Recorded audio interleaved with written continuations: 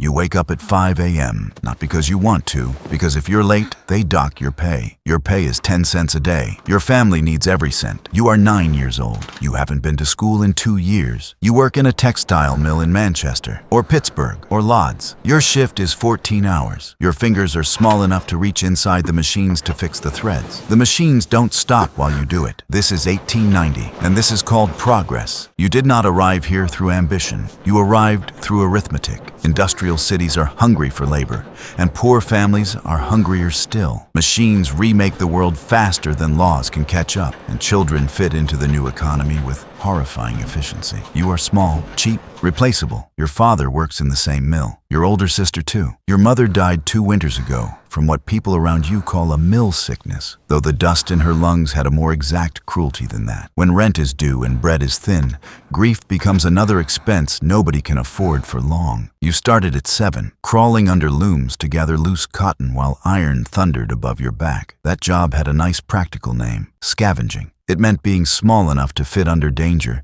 and unimportant enough that adults agreed the risk was acceptable. At 9, you are promoted to piecer, which sounds better until you understand it only means your hands are now trusted with faster machinery. The factory floor teaches you its rules immediately. Noise first, not loud noise, but total noise, the kind that swallows thought and makes speech useless. After a month, you begin reading lips because conversation has become impractical. The mornings are cold enough that your fingers ache before they warm. By midday, the rooms are stifling because humidity helps the thread behave even when people don't. The air is thick with fiber, dust, oil, steam, and the fine invisible debris that settles into lungs and stays there. You cough because everyone coughs. At your age, constant coughing does not feel like illness.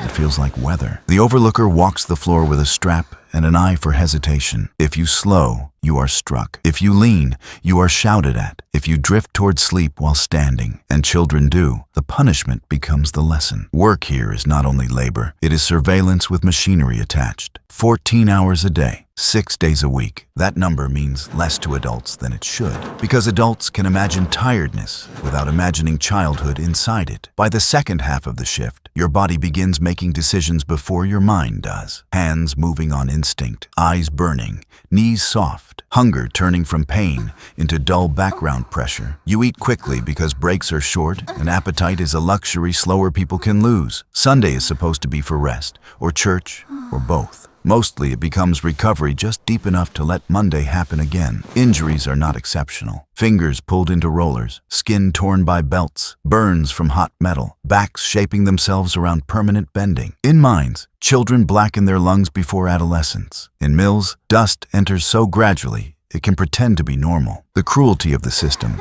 is not that it kills all at once. It is that it turns damage into routine before anyone around you has language to call it abuse. There are stories older workers tell in low voices when the overlooker is far enough away. Children hung up as punishment for slowness, boys beaten for dozing, girls working through fever because a day absent means wages gone, and wages gone means supper gone. You do not hear these stories as outrage at first. You hear them as instruction. This happened. Therefore, this can happen to you. That is how terror reproduces itself in places like this, not through spectacle alone, but through normalization. The grown men and women around you are not monsters. Most are exhausted, frightened, and trapped in their own sums. Some hate that you are here. Some need you to be here because your wage helps keep their own children fed. Factory owners speak about discipline, character, and keeping children off the streets. Poor families speak about rent. Reformers speak about conscience. Meanwhile, you keep tying threads fast enough to avoid having your hands replaced by someone even smaller. What you miss is harder to measure because it leaves no obvious scar. School first. You once knew a few letters well enough to spell your name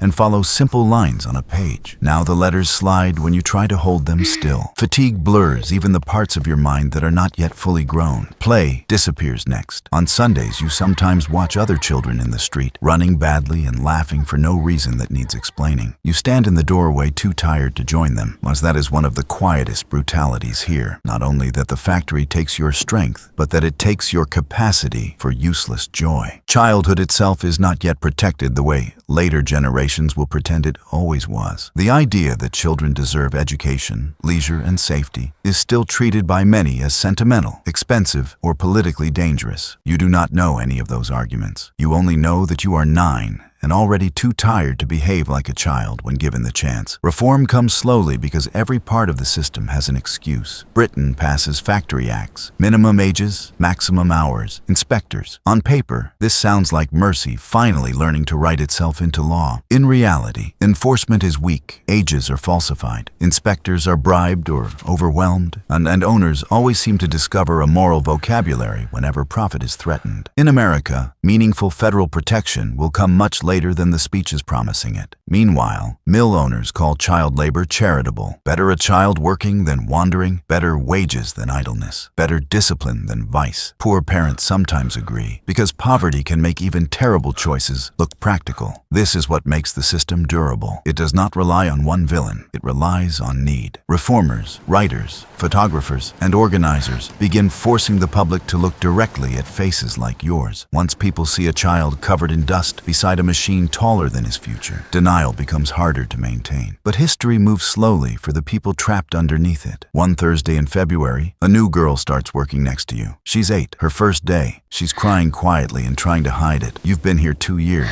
You know the ropes? You show her how to piece the thread without the machine catching her fingers. You share half your bread at the midday break. You don't think of it as kindness. It's just what you do. At 4 p.m., the machine jams. She reaches in to clear it the way you showed her. Except she's too slow. The machine restarts automatically. You hear the sound before you understand it. The overlooker sends her home. She doesn't come back the next day. You piece her threads too. After that, something in you changes, though nobody around you has time to mark the moment. You do not become harder exactly. You become narrower, more careful, less surprised. You stop looking at other children's hands if you can help it. You stop imagining tomorrow as a place with choices in it. The factory likes this version of you better. A child with fewer thoughts is faster to direct. Grief here never gets a proper ceremony. There is no pause long enough for mourning. Somebody is hurt, somebody is replaced, the belt keeps turning, and the overseer keeps walking. That is what industrial discipline really means at ground level. Not efficiency in the abstract, but the successful training of human beings to continue beside suffering, as if continuation were the same thing as consent. You are not old enough to say any of that. You only know the station beside you is empty,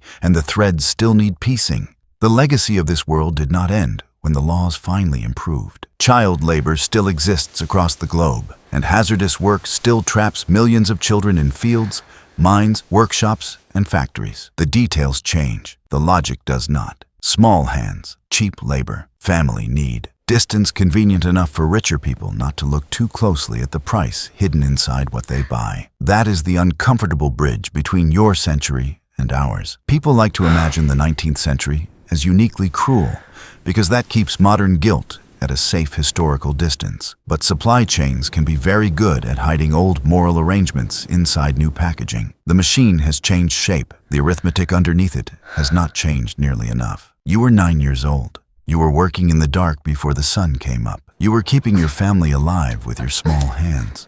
You weren't a tragedy. You were a child doing what needed to be done. The tragedy was the world that needed it, a world that saw you and calculated your value in cents per day. We ended that in some places. In others, it's still happening right now while you watch this.